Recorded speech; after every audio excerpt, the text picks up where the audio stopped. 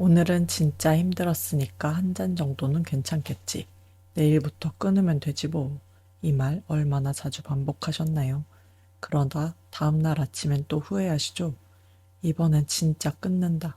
그런데 그렇게 다짐했는데도 우리는 왜 술을 끊지 못할까요? 혹시 진짜 이유는 제대로 된 금주 방법을 몰랐기 때문은 아닐까요? 오늘은 9년간 상담 현장에서 보았던 사례들을 바탕으로 무조건 금주할 수 있는 방법을 차근히 정리해 드리겠습니다.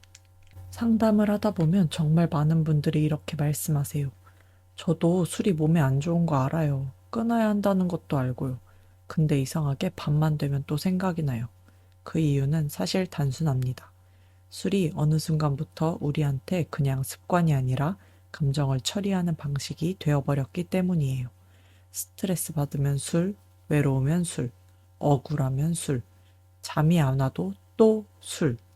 이게 반복되다 보면 우리 뇌는 점점 술을 감정 해결 버튼처럼 기억하게 됩니다. 문제는 여기서부터예요. 술은 잠깐 감정을 마비시켜 줄 뿐이지 사실 아무것도 해결해 주지는 못하거든요. 오히려 다음날 더 큰 불안이나 무기력, 자기 혐오로 돌아오는 경우가 훨씬 많죠.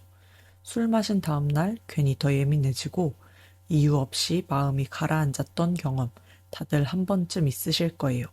이건 단순히 기분 탓이 아니에요. 알코올이 우리 뇌의 도파민이나 감정 조절 시스템에 직접 영향을 주기 때문이거든요.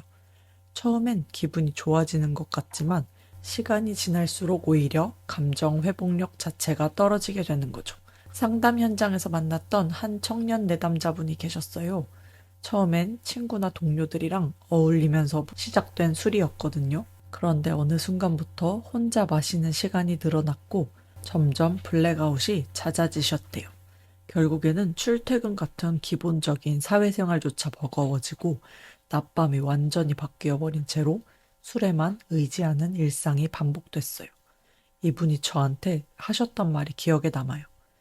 처음엔 즐기려고 마셨는데 어느 순간부터는 안 마시면 하루를 시작할 수가 없더라고요.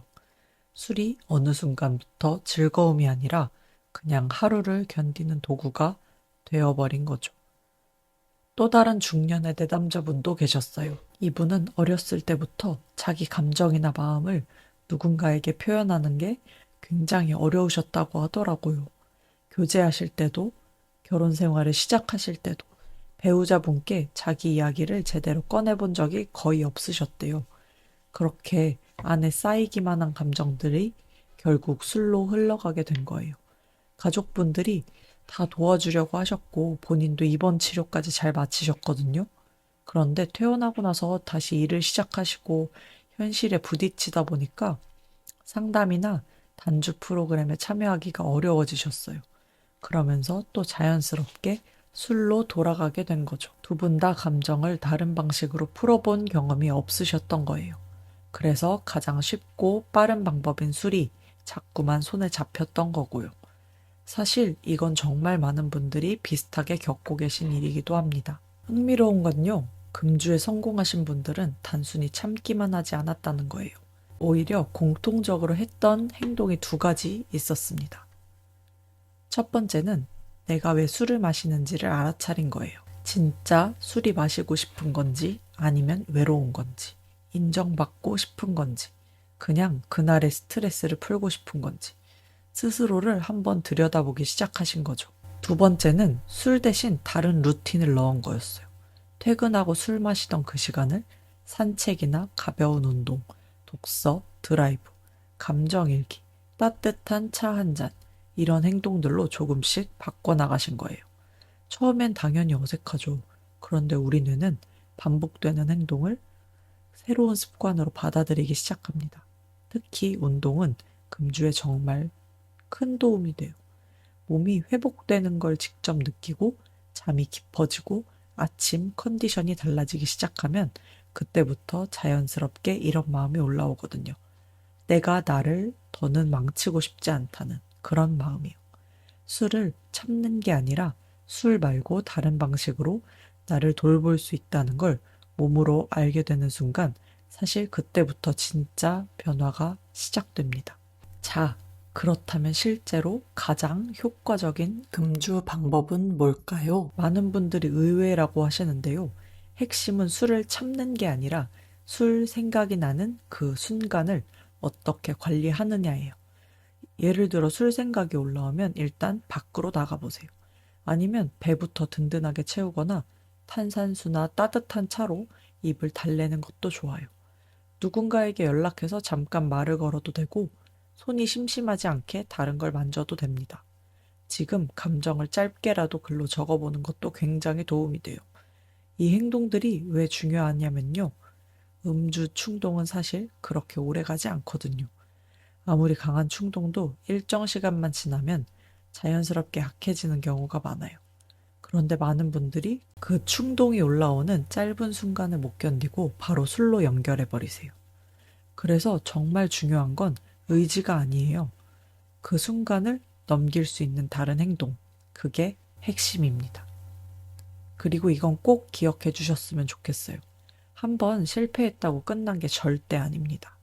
상담 현장에서 만났던 또 다른 내담자분이 계셨어요. 이분은 젊은 시절부터 정말 고강도의 노동을 오래 해오신 분이었거든요.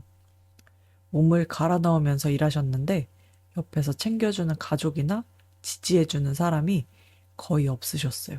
그렇게 혼자 버티다 보니 술이 어느 순간부터 유일한 친구가 된 거예요. 중년을 지나 이제 장년, 노년으로 향해 가시면서는 술 문제에 삶을 놓고 싶다 이런 마음까지 함께 따라오게 되셨고요. 이분 같은 경우는 솔직히 회복 과정이 한 번에 쭉 가지 않았어요. 좋아졌다가 다시 무너지고 또 마음을 다시 잡았다가 흔들리고 그게 몇 번이나 반복됐어요. 그런데 이분이 퇴원하시고 저한테 이렇게 말씀하셨어요. 선생님, 저 이제 잘 지내보려고요. 도움 주셔서 감사했습니다. 예전에는 한 번 무너지면 다 끝났다고 생각했는데 도와주시는 분들이 참 많네요. 이게 정말 큰 변화예요. 금주는 한 번에 깔끔하게 성공하는 일이 아니라 흔들리면서도 다시 돌아오는 그 자체가 회복이거든요. 아, 또 한 분 청년 내담자분이 떠오르네요. 이분은 어렸을 때부터 가족 내에서 충분히 지지를 받지 못하고 자라셨어요. 거기에 기존에 갖고 계셨던 정신질환까지 더해지면서 정신병원 입퇴원이 반복됐고 그 와중에 술 문제까지 같이 따라오게 된 거였죠. 사실 정신과 약물이랑 술을 같이 하는 건 여러모로 정말 위험하거든요. 그래서 이분께는 규칙적인 약물 복용과 함께 충동을 관리하는 연습을 같이 해나갈 수 있도록 매주 생활을 체크하면서 이야기를 나눴어요. 특히 어떤 상황에서 충동을 조절하기 어려운지, 그 감정이 어떻게 술 생각까지 이어지는지를 함께 들여다봤죠. 그렇게 몇 달이 지나니까 본인이 본인의 패턴을 가장 먼저 알아보시더라고요. 그 상황 자체를 아예 피하는 것이 결국 음주 행동까지 가지 않는 가장 좋은 방법이라는 것을요. 이걸 아는 것만으로도 정말 많은 게 달라집니다.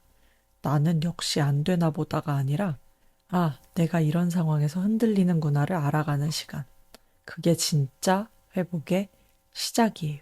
혹시 지금도 술 때문에 힘들어하고 계신다면 부디 자기 자신을 너무 비난하지 않으셨으면 좋겠습니다.